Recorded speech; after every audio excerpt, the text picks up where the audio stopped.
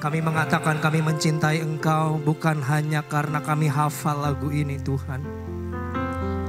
Tapi betul-betul itu muncul dari dasar hati kami bahwa kami tahu kami ada sampai hari ini semua karena cinta kasih yang tak pernah habis dalam hidup kami.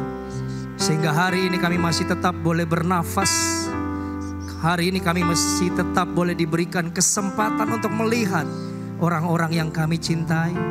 Kami masih kembali boleh diberikan kesempatan untuk bangun menikmati berkat-berkat Tuhan yang Tuhan sediakan untuk kami. Kami tahu cintamu kepada kami tak pernah berkesudahan. Oleh karena itu kami pun mau. Bukan hanya Engkau yang mencintai kami, cinta bertepuk sebelah tangan. Tetapi kami pun sebagai mempelai-mempelaimu, kami mau mencintai Engkau dengan sepenuh hati kami. Terima kasih. Berkati kami dengan kebenaran firman-Mu. Terima kasih buat penyertaan-Mu. Hamba boleh tiba di kota Semarang dengan selamat. Bertemu dengan saudara-saudara kami seiman. Dan hari ini kami mau mendengarkan kebenaran firman-Mu. Berkati kami, urapi kami dengan telinga seorang murid. Dan biarlah firman-Mu itu akan jatuh di tanah hati kami. Firman itu akan bertumbuh, berakar dan berbuah dalam kehidupan kami. Dan nama Yesus dipermuliakan lewat kehidupan kami. Terima kasih, Engkau baik, Engkau sungguh baik. Dan jemaat Tuhan, semua yang hadir pada malam hari, sore malam hari ini, yang siap mendengarkan firman Tuhan bersama-sama dengan saya, kita berkata, katakan amin. Saya belum mendengar suara Anda, katakan amin. Sebelum duduk, toleh kiri kanan, katakan, saya senang sekali bisa ketemu kamu hari ini. Kamu cantik sekali, kamu ganteng sekali, dan senang sekali bisa ketemu kamu lagi di tempat ini. Silakan duduk dalam hadirat Tuhan. Shalom. Saya belum mendengar suara, saya cuma dengar suaranya Pak Fauzi di depan. Shalom, karena orang Batak itu memang keras suaranya ya. Shalom. Wow, luar biasa, ini semua orang yang diberkati Tuhan. Karena itu saya senang sekali saya bisa ada kembali di GBI Gajah Mada Semarang. Dan puji Tuhan, senang juga bisa berjumpa dengan Pak Fauzi, Ibu Ina, dan juga ada rombongan dari BSB datang gak ini?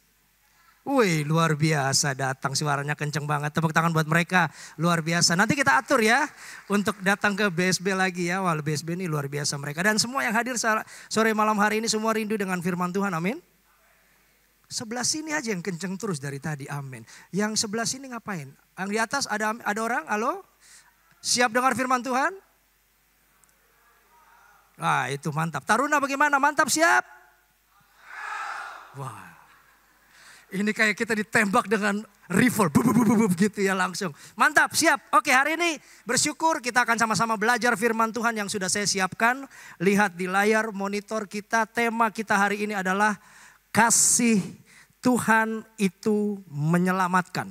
Kasih Tuhan menyelamatkan. 1 Timotius pasal yang ke-1 ayat yang ke-15. Mari kita baca firman Tuhan dengan suara yang keras semuanya. 2 dan 3. Perkataan ini benar dan patut diterima sepenuhnya. Semuanya.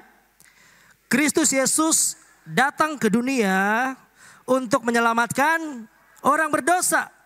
Dan di antara mereka, akulah yang paling berdosa. Oke, mungkin Anda bertanya, Pak Pendeta, ini perkataan siapa?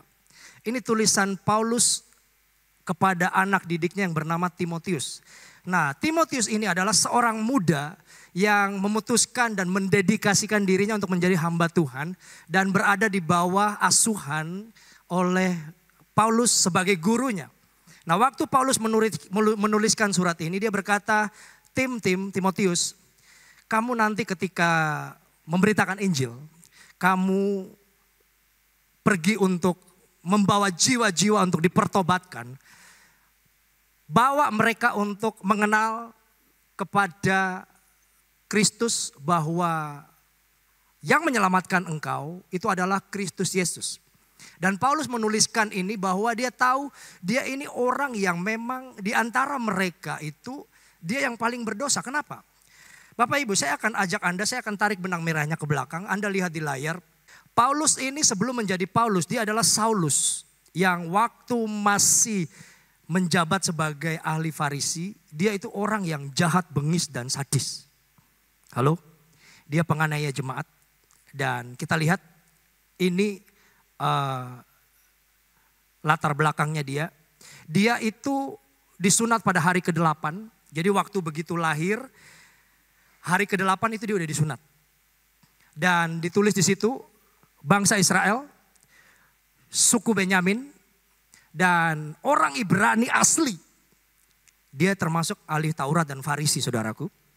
Dan penganiaya jemaat tidak bercacat dalam mentaati hukum Taurat. Saudara, Anda kalau lihat gambar yang di depan, yang di sebelah kiri Anda itu, yang keduanya, itu adalah martir pertama yang dilempar batu sampai mati, yang bernama Stefanus. Waktu itu, Saulus itu masih muda. Dan Saulus itu menyaksikan pembunuhan pertama, rasul martir pertama yang bernama Stefanus ini. Dan dia mengizinkan untuk dilempar mati. Dan dia suka sekali menganiaya jemaat. Ini jahat sekali.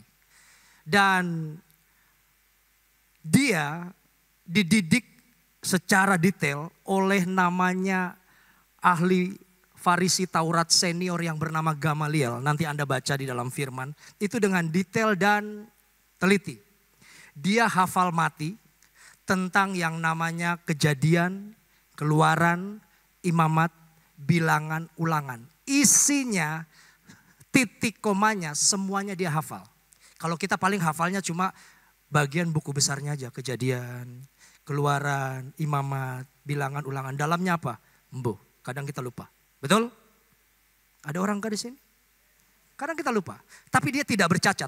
Dia sendiri yang berkata, dia tidak bercacat dan dia hafal mati. Dia hafal di luar kepala. Dia ini orang yang penganiaya jemaat. Orang yang sadis, bengis. Dan Anda lihat slide ketiga di sebelah kanan. Perjalanannya menuju ke Damsyik. Dia itu mau minta fatwa. Dia mau minta persetujuan dari raja. Supaya dia lebih lagi membunuh banyak orang-orang pengikut Kristus, pengikut Kristen. Dan pada waktu dia perjalanan menuju ke Damsyik, naik kuda, duduk, dengan rombongan untuk meminta izin dari raja supaya dia lebih banyak lagi membunuh pengikut-pengikut Kristus. Di jalan dia mengalami tabrakan ilahi dan akhirnya dia menjadi buta 3 hari. Semua orang yang mengikuti dia itu bisa melihat sinar. Tapi ada suara yang berkata, Saulus, Saulus. Semua tidak bisa mendengar, cuma Paulus sendiri yang mendengar. Karena Tuhan sedang berurusan dengan ini orang. Jahat, saudaraku. Kalau Surabaya bilang itu bukan jahat, jahat orang ini. Anda kalau beribadah seperti begini, zaman waktu dia masih ada dan dia masih jadi Saulus yang lama, dia akan tarik dan seret Anda keluar. Dia akan bawa Anda, diperkarakan dan dimasukkan ke dalam penjara. Itu kerjanya dia setiap hari. Jahat dia. Jadi bersyukur kita masih bisa ibadah hari ini. Dan semua karena kasih karunia Tuhan. Yang setuju dan sepakat katakan amin. Amin. Dan Paulus ini mengalami perjumpaan pribadi dengan Tuhan. Yang pada akhirnya dia seorang yang jahat. Diubahkan Tuhan 180 derajat menjadi penjangkau jiwa yang luar biasa. Saudara, kalau Anda baca tulisan-tulisannya dari Alkitab, semuanya tulisannya ini betul-betul tulisan yang sangat-sangat rapi, tertata, bahasanya semuanya luar biasa. Dan dia ini diubah menjadi Paulus, menjadi saksi Kristus dan menjadi pemberita Injil, mengalami perjumpaan pribadi dengan Tuhan dalam perjalanan ke Damsyik. Saudara, sekali lagi kita kembali ke firman yang awal yang Paulus berkata bahwa perkataan ini benar. Timotius, anakku, anak didikku. Kamu harus tahu bahwa Kristus Yesus datang ke dunia itu untuk menyelamatkan orang berdosa. Dan di antara orang berdosa itu, akulah yang paling berdosa. Kenapa? Karena dia orang bengis dan jahat. Dia sadar. Dan pada waktu dia mengalami perjumpaan dengan Kristus, dia bertobat. Tuhan akhirnya punya urusan dengan dia. Dari seorang Saulus diubah menjadi Paulus. Seorang yang jahat diubah menjadi orang yang menjangkau banyak jiwa. Dan nama Tuhan dipermuliakan lewat hidupnya. Saudara, ini berbicara kasih Tuhan itu menyelamatkan. Yang sepakat dengan saya katakan amin. Halo? Tuhan itu selalu memikirkan kita sebagai manusia berdosa. Kalau kita berdosa, Dia berpikir tentang kita. Dia sampai turun ke dunia, meninggalkan tahta kerajaan sorga, berinkarnasi menjadi Yesus sebagai manusia. Turun sama seperti engkau dan saya, Bapak Ibu. Dia bisa sakit, dia bisa kecewa, dia bisa sedih. Bedanya dia dengan kita, dia tidak berdosa. Halo? Dia tidak berdosa. Dia sama dengan kita. Alkitab firman berkata mengambil rupa seorang hamba yang sama. Dan tidak menganggap kesetaraannya dengan Allah. Ini luar biasa. Lahir saja loh saudaraku. Anda pernah lihat atau Anda mungkin yang sedang mengandung kemudian Anda mau melahirkan, Anda cari tempat untuk melahirkan anak Anda di kandang hewan. Halo? Pernah begitu? Tidak pernah. Pasti Anda akan mencari rumah sakit terbaik. Anda akan mencari tempat terbaik untuk kelahiran anak Anda. Yang sepakat dengan saya, betul? Aduh, ada orang kah di sini? Betul? Halo? Yesus mencintai kita seperti Dia mencintai Paulus. Paulus tidak dimatikan. Secara manusia ini orang jahat. Kalau kita berpikir secara manusia, mata ganti mata, gigi ganti gigi, nyawa ganti nyawa. Ini orang kayak begini harusnya dimatiin dong. Secara manusia, betul? Tapi cara berpikir Tuhan beda. Dia bukan fokus kepada kejahatan kita, tapi Dia fokus kepada ini orang saya mau selamatkan dan saya akan pakai kepintarannya untuk menjangkau jiwa. Dan puji Tuhan, Dia dahsyat, Dia luar biasa. Dan pada akhirnya Dia betul-betul menjadi penjangkau jiwa yang dahsyat, militan, luar biasa. Saya percaya engkau pun di tempat ini, engkau mungkin masih banyak bergumul dan engkau mungkin masih banyak mengecewakan Tuhan dalam kehidupanmu. Tapi malam hari ini ada dua pesan yang ingin saya bagikan untuk kita. Saya sangat percaya bahwa kasih Tuhan itu tidak pernah habis sampai hari ini. Karena Dia mencintai engkau dan saya. Di saat engkau mungkin masih banyak sekali mengecewakan Tuhan. Tapi Dia Tuhan yang selalu panjang sabar dan menanti dan membuka tangan untuk berkata, pulanglah, welcome home. Seperti anak terhilang, Anda ingat cerita itu? Itu bapaknya selalu nunggu di depan rumah. Aduh, anakku nih kapan pulang ya. Setiap hari loh itu. Itu berbicara kita. Manusia yang meninggalkan Tuhan. Hidup dalam dosa. Sampai pada akhirnya masuk ke titik terendah. Sampai pada akhirnya kecepit. Baru kembali pulang ingat papanya. Itu manusia, betul gak? Manusia begitu ya. Ketika mereka itu diberkati. Ketika mereka itu punya segala sesuatu yang mereka banggakan. Mereka berpikir apa yang mereka capai, pencapaian mereka termasuk berkat, prestasi, posisi, jabatan, semuanya dari semua yang mereka dapat. Mereka berpikir itu hasil usaha mereka. Kemudian mereka mulai melupakan Tuhan. Tapi waktu sampai masa kecepit, ending-endingnya pasti cari Tuhan lagi. Betul gak? Halo? Ada orang di sini? Betul ya? Ya itu manusia. Tapi Tuhan tidak pernah bilang, oh kamu sudah menghabiskan hartaku, kamu sudah berbuat dosa. Sana, gak usah pulang. Bapaknya gak gitu. Dia bilang, masuk. Dia panggil orang-orang yang ada di dalam rumahnya. Ganti kasut, ganti pakaikan cincin. Mandikan dia. Aduh, kita semua ini dicintai Tuhan. Katakan saya dicintai Tuhan. Katakan kiri kananmu, kamu dicintai Tuhan. Dengan mantap. Kamu dicintai Tuhan. Oleh karena itu hari ini perenungan saya ingin bagikan buat kita semua yang hadir pada malam hari ini. Om, tante, bapak, ibu, saudaraku yang terkasih, emak, engkong, dan rekanku. Dalam perenungan saya 2024 ini, kasih Tuhan itu selalu tak berkesudahan. Tapi ingat, jangan pernah kita mempermainkan pengorbanan dan kasih Tuhan dalam hidup kita dengan kompromi akan dosa. Karena itu saya tulis di situ, jangan pernah kita kompromi dengan dosa. 1 Petrus pasal yang kelima ayat yang ke-8 firman Tuhan berkata demikian. Semuanya baca 2, 3.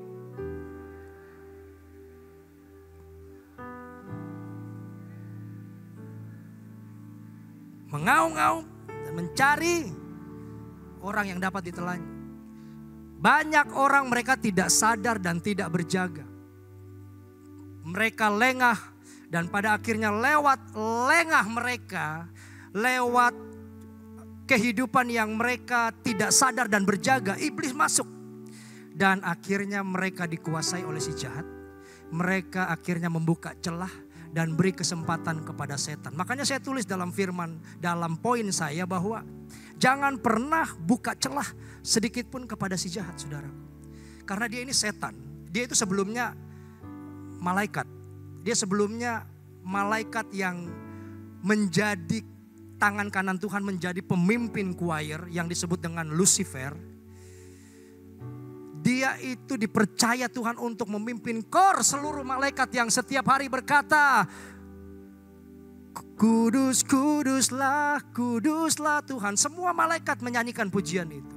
Tapi karena dia ingin menyamai yang maha tinggi, dia ingin melihat Tuhan, wah semuanya kok memuji Tuhan ya, saya juga pengen. Dan pada akhirnya dia dibuang. Dan malaikat ini akhirnya menyeret banyak orang, menyeret banyak malaikat maksud saya, sepertiga yang pada akhirnya jatuh dilempar ke bumi. Dia pakai untuk merusak ciptaan Tuhan. Dia ada duluan sebelum manusia diciptakan. Dan saudara tahu pada awal mulanya kenapa bisa ada dosa? Karena adanya kompromi dengan dosa. Manusia itu kompromi dengan dosa. Kejadian pasal yang ketiga ayat 1 sampai dengan ke-6. Nanti Anda baca sendiri di situ. Manusia ini mereka ditaruh Tuhan di Taman Eden.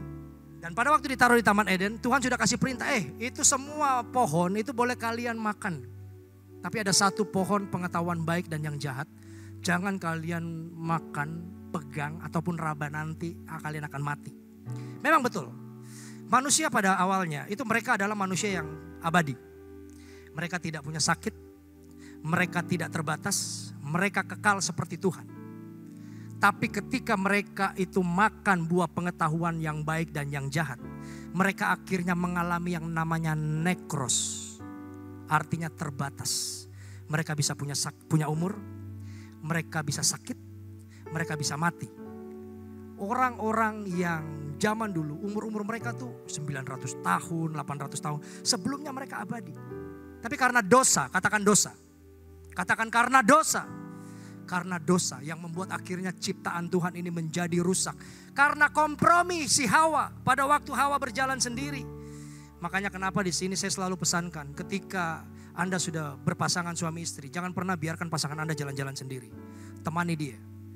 Ini Adam sudah diberi perintah untuk jangan makan buah pengetahuan yang baik. Gak tahu Adam lagi sibuk apa. Mungkin lagi sibuk cari uang waktu itu. Jadi Hawa itu sendirian di rumah. Dan akhirnya ketemulah dengan si yang namanya ular. Yang dipakai oleh setan. Kejadian 3 ayat 1 sampai 6. Ke bawah semua nanti teman-teman Anda baca semua. Ular ini adalah binatang paling cerdik. Yang diciptakan di Taman Eden. Yang dipakai oleh setan. Yang pada akhirnya ular ini memutar balikan fakta. Hawa lagi lihat, lagi sendiri, terus kemudian ular di atas pohon ngomong, Hawa maksudnya ya. Dia bilang, Tuhan Allah berfirman katanya kalian gak boleh ya makan buah pengetahuan yang baik dan yang jahat ini. Ini saya pakai bahasa saya ya. Kalau di Alkitab gak ada ini. Saya pakai bahasa saya mendramatisir seperti ini kira-kira. Hawa bilang, iya benar. Tuhan bilang gak boleh dimakan. Apalagi kita melihat, terus pegang, mengingini, nanti kita akan mati. Ular ini dipakai oleh setan ini bilang, oh enggak apa-apa. Kamu sekali-kali gak akan mati, malah nanti kamu akan seperti Tuhan. Ini karena dia memberi celah, membuka ruang yang pada akhirnya komprominya masuk. Dia akhirnya melihat buah itu, firman berkata, buah itu sepertinya menarik dia, memberi pengertian. Diambil tuh buah, dimakan. Dia kasih, dia panggil, ketika dia makan, dia panggil suaminya. Koko Adam. Adamnya datang. Ada apa? Ayo makan buah ini, nanti kamu sama seperti Tuhan. Adam ini sebagai imam yang harusnya menjadi pria, otoritas dalam rumah tangga. Dia tidak memperingatkan istrinya, malah dia justru menyetujui apa yang dikatakan oleh istrinya. Hancur ini saudaraku. Hubungan manusia dengan Tuhan yang sebelumnya itu baik-baik saja menjadi tidak baik-baik saja. Rusak. Karena dosa. Ketika mereka makan buah pengetahuan baik dan yang jahat ini, mereka akhirnya firman berkata, terbuka mata mereka. Dan mereka tahu, ternyata aku selama ini telanjang. Mereka sebelumnya, manusia kemuliaan yang saya cerita tadi, mereka memang telanjang, tapi mereka tidak merasa malu. Mereka kekal, tapi ketika mereka itu dimasuk dan dikuasai dosa, mereka akhirnya malu dan mereka sembunyi. Aduh, aku ternyata selama ini telanjang ya. Ternyata waktu mereka sembunyi, Tuhan datang. Tuhan cari mereka. Adam, di mana kamu? Yang dicari bukan Hawa loh, Adam. Baca coba. Halo? Padahal yang bikin jatuh dosa Hawa. Adam. Karena apa? Tuhan berurusan dengan laki-laki. Manusia pertama yang diberi perintah pertama yaitu kita. Tapi Adam tidak memberi pengertian, tidak memberi sebuah ketegasan kepada istrinya. Pada akhirnya mereka hancur, mereka jatuh di dalam dosa. Saudaraku, Tuhan bicara sama Adam. Tuhan akhirnya mengambil kulit binatang. Ditutup aurat mereka. Dan mereka diusir dari Taman Eden. Kalau saya jadi Tuhan. Halo? Kalau saya jadi Tuhan. Saya akan bunuh manusia Adam dan manusia Hawa. Saya akan bikin manusia baru. Coba kita nalar, kita logika. Halo? Ngapain repot-repot, maaf, menebus manusia model-model kayak Ali yang begini. Aduh, saya kadang kalau lihat di kaca, Tuhan, kenapa ya saya ini masih dipakai Tuhan. Saya masih diberikan kesempatan untuk jadi berkat. Karena ternyata memang saya dicintai Tuhan. Anda juga dicintai Tuhan. Amin, Anda kurang mantap. Halo? Anda dicintai Tuhan. Kalau saya jadi Tuhan, saya akan bunuh mereka berdua. Saya bikin manusia baru yang bebas dari dosa. Ngapain harus repot-repot pikir mereka? Aduh, terlalu ribet. Tapi karena kasih, katakan karena kasih. Sekali lagi katakan karena kasih. Dia turun ke dunia. Menjadi sama dengan manusia. Yohanes 3:16 ayat yang paling legendaris. Yang semua kita pasti pernah dengar dan hafal mungkin. Karena begitu besar apa? Kasih Allah akan dunia ini. Sehingga ia mengaruniakan anaknya yang tunggal. The best and the last. Yang pertama, yang terbaik dia berikan buat kita. Supaya setiap orang yang percaya kepadanya tidak binasa.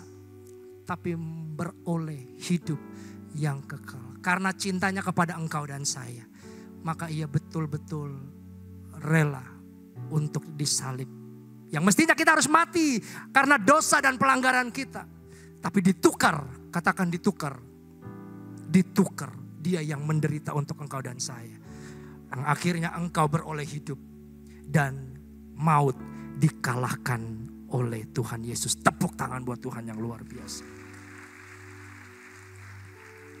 Oleh karena itu jangan pernah engkau berikan celah. Kita manusia ini kita lemah. Jadi jangan pernah kita mencobai Tuhan. Dalam poin kedua saya tulis menjauhlah dari dosa dan jangan pernah mendekat. Halo? Anda tahu kekurangan Anda. Kita semua manusia di sini itu tahu batas maksimal kita. Anda tahu kekurangan Anda di mana. Anda paham saya tuh gak kuat kalau ditawari dengan hal keuangan. Ya sudah, jangan main-main dengan hal itu. Saya gak kuat kalau saya itu dekat-dekat dengan perempuan. Ya sudah, jangan dekat-dekat dengan area-area yang berbahaya. Saya tuh gak kuat kalau saya itu ditawari posisi jabatan. Saya bisa naik, saya bisa menghalalkan segala cara. Saya bisa tendang kanan kiri demi mencapai jabatan itu. Hati-hati dengan segala yang menjadi batas maksimal kita. Karena kita semua ini punya batas maksimal. Kita yang tahu, kita yang paham, kita yang mengerti. Halo? Kalau Anda naik mobil, Anda sudah rutin lewat itu jalan, terus kemudian Anda tahu bahwa di jalan itu ada bolongan besar atau jalannya rusak. Anda sudah tahu bahwa itu jalannya rusak. Anda yang naik mobil, masa Anda tahu itu jalan sudah rusak, Anda masih tetap mau terjang, pasti Anda hindari, betul? Halo? Pasti Anda akan hindari itu. Karena Anda tahu itu jalan bolongan besar, berbahaya. Kalau Anda, saya kasih contoh begini ya. Katakan, oke, ini tempat ini, halo, tempat ini katakan berbahaya. Dan waktu kita jalan ke situ, kita tahu bahwa kalau kita injak tempat ini, itu akan meledak. Boom. Kira-kira Anda tahu ini area berbahaya? Teman-teman jemaat semua yang ada di sini, Anda tetap mau pergi ke tempat itu atau tidak? Jangan keras dong, mantap dong. Tidak, pasti Anda akan menghindari, jangan ke sana. Itu berbahaya, bisa membuat kita mati. Itu seperti itu. Kalau Anda tahu batas maksimal Anda di mana tempat yang Anda harusnya kurang dan berbahaya untuk membuat Anda ada kesempatan untuk jatuh di dalam dosa, maka jauhilah. Jangan bilang, oh tidak apa-apa, ada Tuhan Yesus yang nanti akan bantu. Ngawur itu, gak boleh itu kayak gitu. Kita harus tahu, kita harus sadar. Dan kita harus berkata, Tuhan, aku tidak pernah mau mengecewakan Tuhan dalam kehidupanku. 2024 ini hiduplah sebagai orang-orang yang menyenangkan hati Tuhan. Yang sepakat dengan saya katakan yes. Mari kita nyanyi dulu deh. Gunakanlah waktumu. Ada yang tahu lagu ini? Kita nyanyi bersama-sama. Detik-detik di dalam hidupmu. Waktu-waktu ini waktu yang jahat, sungguh jahat. Jelmakan Yesus hidup. Yesus hidup di dalam hidupmu. Katakan hidup sebagai raja. Hidup sebagai raja dan Tuhan, sungguh indah. Sekali lagi, you guys. Jelmakanlah waktumu. Detik-detik di dalam hidupmu.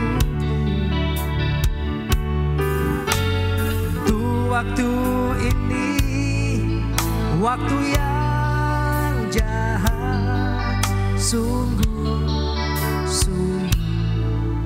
jahat. Jelmakan Yesus hidup. Katakan Yesus hidup di dalam.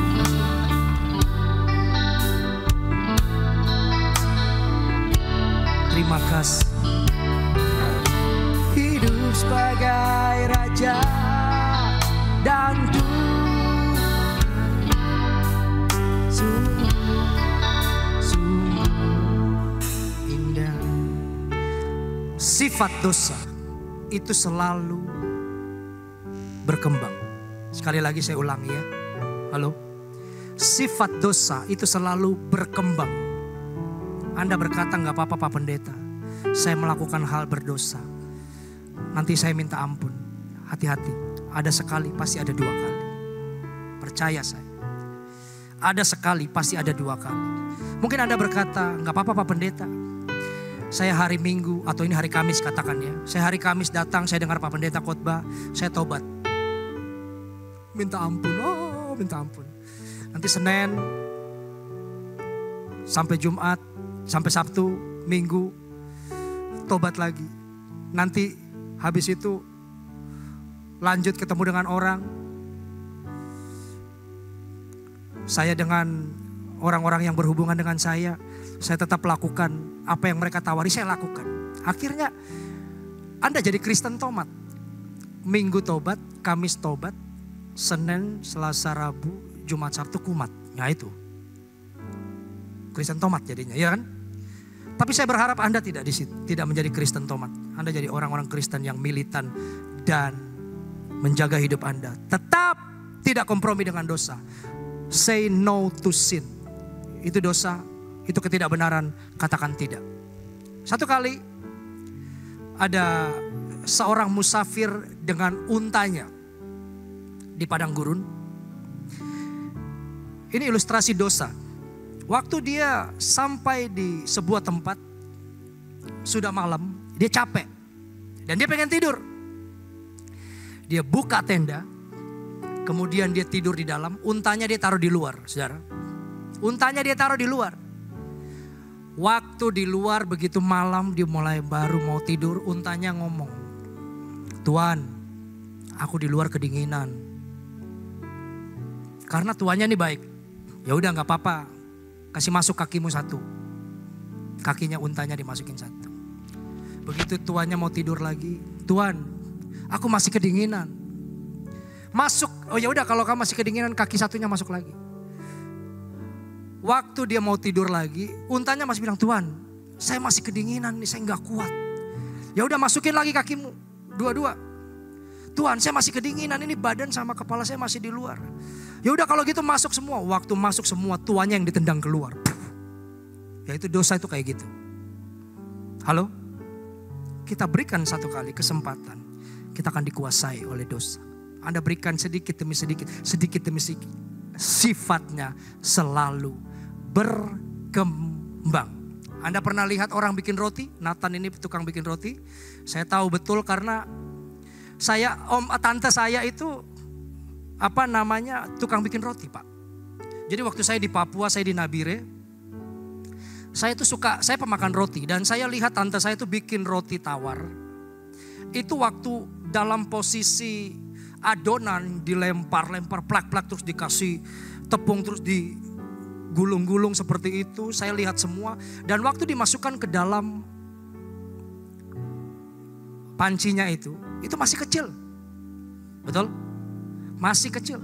Begitu saya bilang, "Loh, tante," saya panggilnya Kuku ya. "Ku, itu kapan jadinya?" "Oh nggak usah, kamu main aja dulu. Nanti bentar lagi tunggu lihat." Saya main 1 jam. Terus kemudian saya kembali bro. Saya lihat, itu yang tadi kecil segini Bapak Ibu. Tiba-tiba bisa besar dan melebihi dari panci yang dimasukin. Waktu saya buka itu kainnya yang ditutup. Saya heran, ini pakai ilmu apa kok dia dari pertama kecil kok tiba-tiba bisa mengembang begini. Ternyata itu ragi yang bikin dia bisa berkembang. Dosa itu seperti itu. Seperti ragi yang sifatnya mengembang, merusak. Yang hidup kita dari baik akhirnya menjadi rusak. Manusia Adam dan Hawa rusak. Mereka gagal. Tapi Tuhan mencintai mereka. Mereka tidak dibunuh mati. Mereka diberikan kesempatan kedua untuk mereka hidup. Sampai sekarang pun Anda diberikan kesempatan kedua untuk Anda bisa hidup. Perbaiki hidup Anda. Jangan pernah terlibat lagi dan jatuh di dalam dosa untuk kedua kalinya. Kenapa? Karena Anda sama saja sedang memakukan Yesus kedua kali untuk di kayu salib. Cukup sekali Tuhan Yesus mati untuk Anda dan dipaku di kayu salib. Yang setuju dengan saya dan percaya katakan amin. Tepuk tangan buat Tuhan yang luar biasa. Yang kedua, perenungan saya untuk saya bagikan kepada jemaat tahun 2024 ini, engkau harus tetap terhubung dengan Tuhan. Katakan terhubung dengan Tuhan, 2, 3. Semuanya katakan terhubung dengan Tuhan. Yohanes pasal yang ke-15 ayat yang ke-7, firman berkata demikian, semuanya baca. "Jikalau kamu tinggal di dalam aku dan di dalam kamu, mintalah apa saja yang kamu kehendaki dan kamu akan." Jangan fokuskan atau titik beratkan pada kata mintalah apa saja. Itu kita kesampingkan dulu. Tapi yang ingin saya tekankan di sini adalah engkau harus tinggal di dalam firman Tuhan dan firman Tuhan di dalam kita. Engkau di dalam Tuhan dan Tuhan di dalam kita. Itu artinya kita manunggal, tak terpisahkan. Kembali lagi pembicaraan bikin roti. Roti itu ketika dia dibikin, itu akan muncul namanya bahan-bahan ya. Namanya manunggal. Manunggal itu artinya tak terpisahkan. Roti itu ketika dibikin dan berbentuk sebelum menjadi roti, ada tepung, ada ragi, ada telur, dan semuanya itu berdiri sendiri-sendiri. Bapak Ibu, halo? Tapi ketika mereka dicampur jadi satu, Anda bisa lagi memisahkan telur mana, tepung mana, ragi mana, bisa? Halo? Gak bisa. Itu harusnya kita tuh seperti itu. Kita tinggal di dalam Tuhan, Tuhan, firman Tuhan, Tuhan itu tinggal di dalam kita. Kita tuh tak terpisahkan, artinya kita itu terkoneksi senantiasa dengan Tuhan. Saya tuliskan di situ hubunganmu dengan Tuhan, pastikan tidak terputus. Halo? Oke, saya kasih perumpamaan begini. Anda lihat Ini gitar. Gitar ini bagus. Gitar ini keren. Tapi apa gunanya gitar ini ketika dia punya bentuk yang bagus, tapi kabelnya ini saya cabut. Halo? Selamanya dia tidak akan bisa menghasilkan suara yang indah. Yang paham dengan saya katakan amin. Ini semua teman-teman yang main ini, mereka boleh punya gitar yang perangkat mutakhir dan mahal dan keren dan wow. Tapi ketika kabel yang esensinya yang kecil seperti itu dicabut, bos, Anda akan lihat mereka. Pikirnya Anda, iki edan apa piye ya kok orang-orang suaranya goyang-goyang sendiri. Benar gak saudara? Ini ilustrasi seperti itu. Manusia, mereka mungkin terlihat keren. Mereka terlihat wow di depan orang. Mereka terlihat luar biasa. Tapi ketika kabel, itu artinya membicara tentang hubunganmu dengan Tuhan. Doamu bagaimana, perenunganmu dengan Tuhan seperti apa. Dan engkau masihkah terus terhubung dengan Tuhan atau terputus. Itu akan menentukan engkau. Orang-orang akan melihat kehidupan kita. Merasakan apa yang menjadi segala sesuatu yang kita kerjakan. Mereka akan melihat kita. Kalau kita hubungan dengan Tuhan beres dan selalu terhubung, engkau akan bisa dirasakan. Enggak perlu engkau tawar-tawar diri tentang dirimu. Aku ini orang yang begini, aku ini orang yang diberkati. Enggak perlu, mereka akan bisa merasakan aura positif. Berkat, senang ya. Kalau ngomong sama jemaat GBI, gereja GBI Gajah Mada. Orang-orangnya semuanya sangat menyenangkan. Dan mereka berbisnis dengan Anda juga senang. Mereka akan mencari Anda, tidak perlu Anda tawar-tawar diri, enggak perlu. Karena aura Anda mencerminkan ada kuasa dan hadirat Tuhan. Tapi kalau hubungan kita terputus, terlihat orang wow, terlihat orang keren, terlihat orang mungkin Anda melakukan hidup rutinitas yang Anda lakukan, ya good. Tapi semua yang Anda lakukan itu kering, bos. Tidak ada berkat di situ, tidak ada damai sejahtera di situ, tidak ada sukacita di situ. Hubungan suami istri kelihatannya satu atap, tapi tidak ada komunikasi yang indah. Anak-anak dengan orang tua tidak ada komunikasi yang baik. Untuk apa itu semua terus? Halo? Oleh karena itu terhubunglah engkau terus dengan Tuhan. Karena kita ini butuh Tuhan. Katakan saya butuh Tuhan.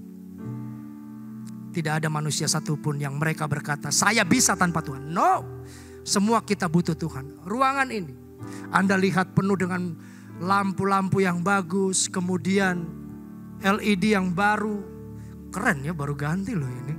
Mungkin Pak Daniel Priandana bilang nih karena Pak Pendeta bergitar mau datang jadi kita khusus ganti. Halah, gaya dia, karpetnya baru juga katanya. Nah saudara kembali lagi. Ini semuanya Anda bisa lihat. Muka saya, Anda bisa lihat semuanya dengan jelas detail, dengan penerangan yang bagus begini. Tapi kalau kabelnya ini diputus, pasti gelap, betul? Halo? Pasti gelap. Hubungan kita juga dengan Tuhan seperti itu. Kalau kita itu dengan Tuhan terputus, kita akan gelap hubungan kita. Orang-orang lihat kita tidak ada terang, tidak ada sukacita. Oleh karena itu 2024 ini menjadi pesan Tuhan. Untuk kita itu jangan terputus dengan Tuhan. Apa saja yang kau lakukan, sedetail sekecil apapun, bertanyalah sama Tuhan. Tuhan, aku mau melakukan ini. Berkati, tolong aku karena aku gak bisa berjalan tanpa Tuhan. Aku butuh Tuhan, tolong aku. Aku manusia lemah, aku manusia penuh kekurangan. Anda mau belajar, Anda minta hikmat dari Tuhan. Anda selalu minta supaya Tuhan berikan hikmat. Anda jangan pernah meremehkan kuasa doa. Tuhan bisa memakai siapa saja.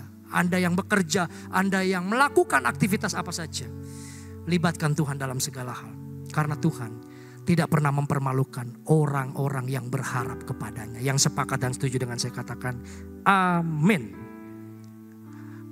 Yudas Iskariot. Mungkin Anda berpikir, kok Yudas disebut? Yudas jarang dikhotbahkan, saudara. Tapi saya dapat sesuatu dari Tuhan. Tuhan ingin tunjukkan bahwa dia ini orang yang terdaftar dalam 12 murid Yesus.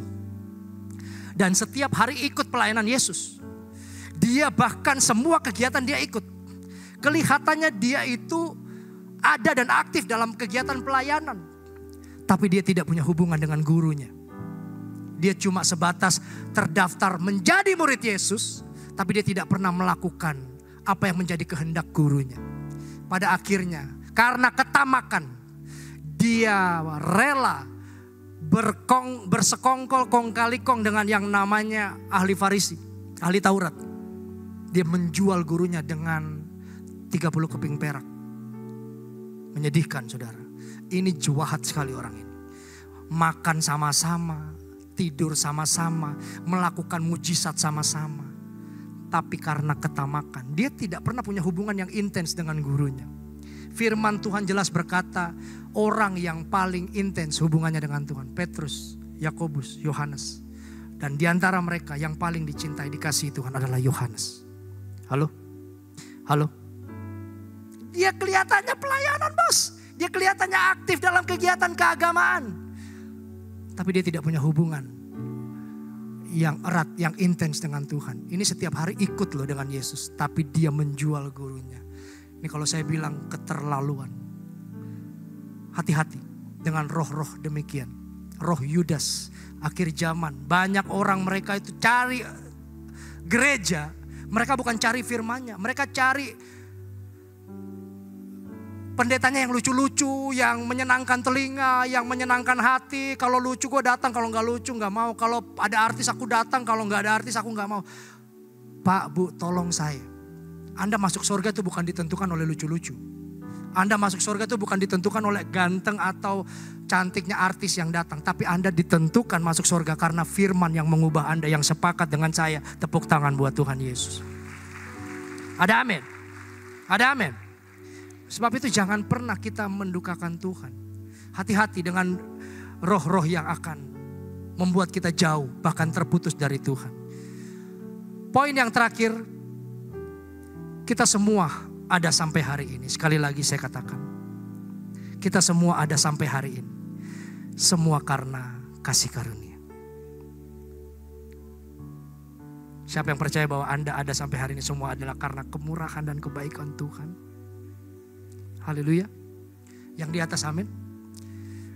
Anda dicintai Tuhan.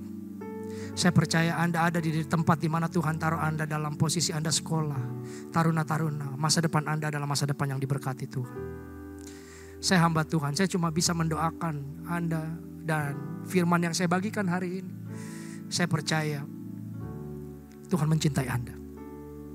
Tuhan mencintai engkau juga yang ada di tempat ini. Oleh karena itu ayat yang terakhir kita baca bersama-sama. Perkataan Paulus.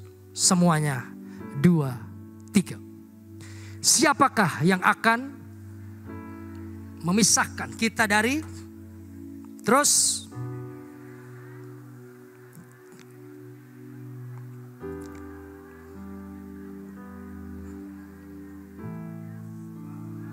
aku yakin baik maut maupun hidup, malaikat-malaikat maupun pemerintah-pemerintah, baik yang ada sekarang maupun yang akan datang, atau kuasa-kuasa, baik yang di atas maupun yang di bawah, maupun sesuatu makhluk lain, semuanya yang keras. Baca, tidak ada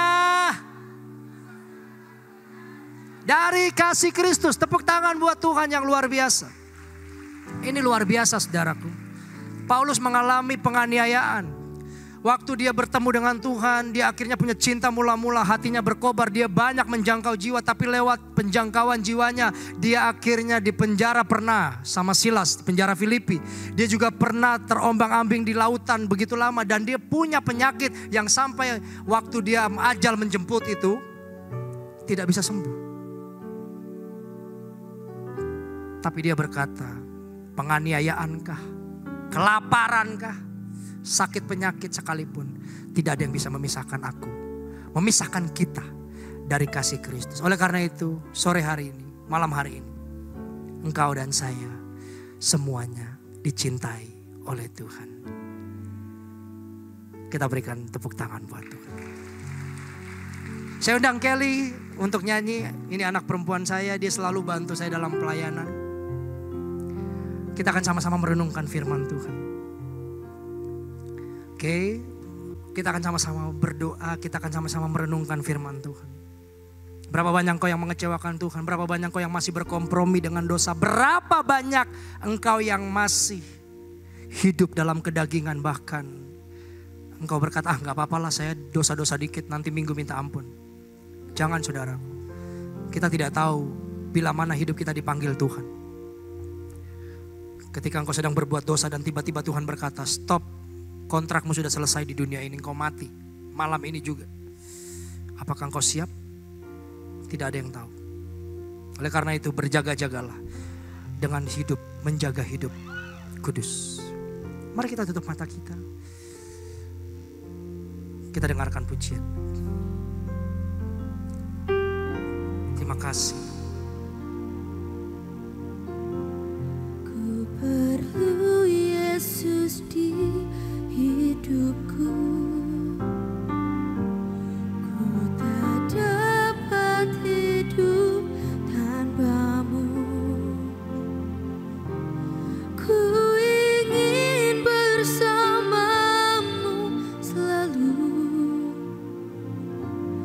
Peganglah tanganku. Ku perlu Yesus di hidupku. Ku tak dapat hidup tanpamu. Ku ingin bersamamu selalu. Peganglah tanganku. Sekalipun aku harus melewati maut, aku mampu bila Engkau selalu besertaku. Ya Allahku, jangan pernah Kau tinggalkan aku.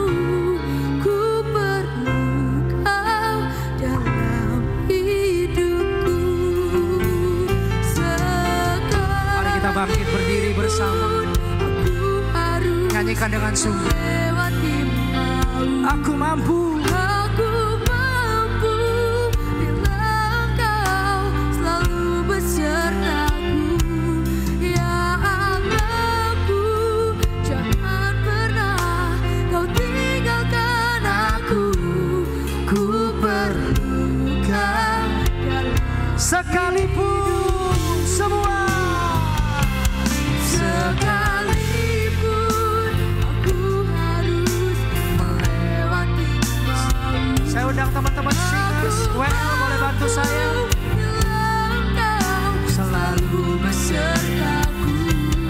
Ya Allahku, jangan pernah Kau tinggalkan aku. Ku perlu Kau dalam hidupku. Saudara tolong lihat saya.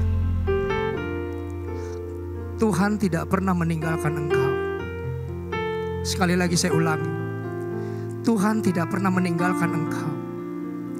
Yang sering meninggalkan Tuhan, bahkan mengecewakan Tuhan, itu kita manusia. Halo? Hari ini hadirat Tuhan begitu kuat.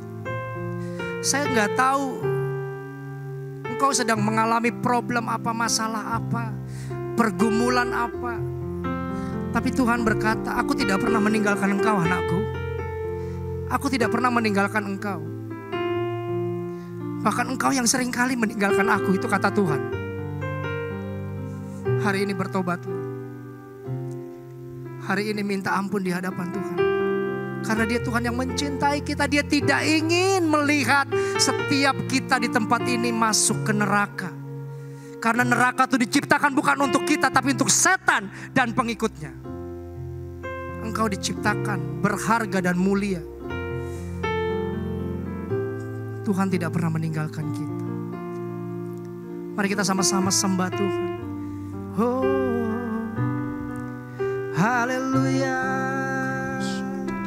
Mari kita angkat penyembahan kita. 1-2 menit. Kami bersyukur. Katakan saja, Engkau baik Tuhan. Katakan, kami mengasihi Engkau. Kami mau bertobat Tuhan. Hari ini kami mau ambil keputusan. Kami mau hidup seturut dengan kehendak. Ampuni kami kalau kami Tuhan seringkali mengecewakan dan meninggalkan Engkau. Kami bahkan hidup di dalam kedagingan kami. Kami banyak mengecewakan Tuhan, bahkan kami lupa akan firman-Mu. Mari terus katakan, Tuhan ampuni kami. Tuhan ampuni kami. Kami mau bertobat. Kami mau untuk hidup seturut dengan kehendak.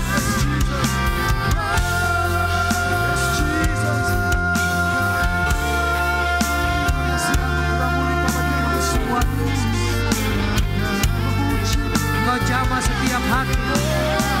Kau jamah setiap mereka yang membutuhkan. Mereka yang terluka.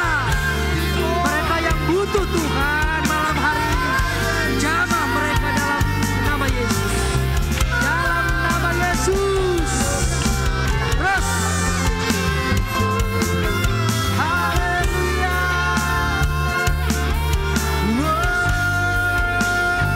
Sekalipun semua.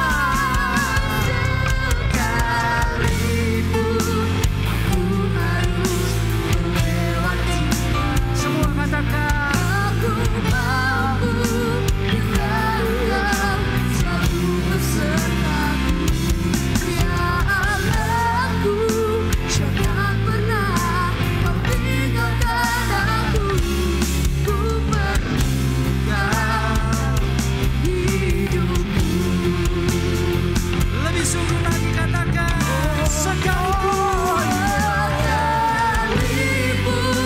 aku harus melewati maut, aku mampu bila Engkau selalu besertaku. Ya Allahku, jangan pernah Kau tinggalkan aku. Ku perlukan hidupku. Ya Allahku, ya Allahku, jangan pernah Kau tinggalkan aku. Ku perlukan hidupku. Ku perlukan. Allahku, jangan pernah Kau tinggalkan aku. Ku perlukan dalam hidupku. Tepuk tangan buat Tuhan yang luar biasa. Malam hari ini kami percaya hidup kami diubahkan oleh Engkau. Dan Engkau akan berperkara dalam setiap kami Tuhan. Kami percaya hidup kami sudah diubahkan oleh firman. Yes. Berkati kami, berkati jemaat-Mu. Dan kami semua yang diberkati Tuhan bersama dengan saya kita keras berkata. Amin, amin. Amin.